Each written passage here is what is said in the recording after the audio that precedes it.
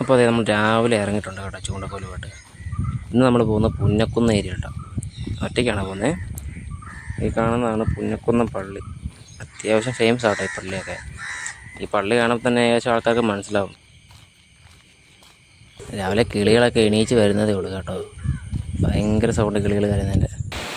അതിനിടയ്ക്ക് ഒരു മഴയൂടെ പെയ്യും. നടന്ന വിധത്തിൽ അതിനിടയ്ക്ക് ഒരു മഴയും എന്തോ ഭാഗത്ത് കയറി നിൽക്കാൻ ഇട കിട്ടിയതെന്ന് മാത്രം ഇല്ല. മഴ അത്രയും നിന്നാണ് കേട്ടോ. നല്ല മഴയാണ്. ഏകദേശം ഒരു അരമണിക്കൂർ നേരത്തെ ഒരു മഴ. അത് കഴിഞ്ഞപ്പോൾ നമ്മൾ പയ്യെ ഇറങ്ങി കേട്ടോ. നല്ല തണുപ്പുണ്ടായിരുന്നു. ആ കൂട്ടത്തിൽ നല്ല കാറ്റ്. ആഹാ.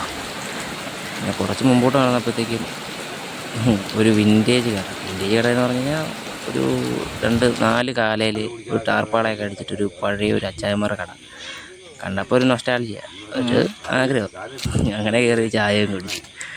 അത് പറയത്തത്തൊരു ഫീലാണ് കേട്ടോ. ഒരു വല്ലാത്തൊരു ഫീലാണ്. ഈ കൊച്ചുകുളപ്പം കാലത്ത് ചൂണ്ടക്കോലക്കാട്ട് പോകുന്ന വഴിക്ക് ഇതുപോലൊരു ഗ്ലാസ് ചായയൊക്കെ കുടിച്ച് അത് വല്ലാത്തൊരു എനർജി കൂടാ കേട്ടോ നമുക്കൊക്കെ. അതൊരു സുഖം. അതിൻ്റെ ഒരു സുഖം വേറെ തന്നെ. അത് അനുഭവിച്ചാലേ മനസ്സിലാവത്തുള്ളൂ. നമ്മുടെ കറി അവരുടെ കറിയായിട്ട് മാറ്റും.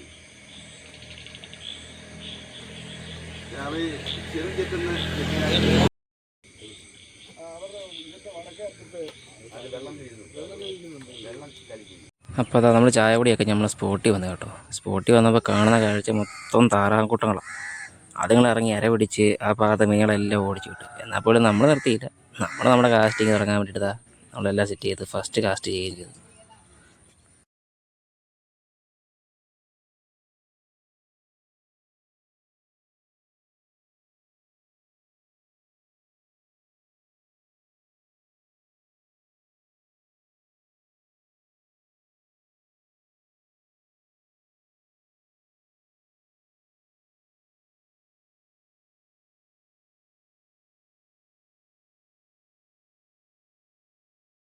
അപ്പോൾ അതേണ്ടതേ നമുക്ക് ആദ്യത്തെ മീൻ കേട്ടോ ഈ കാണുന്നത്.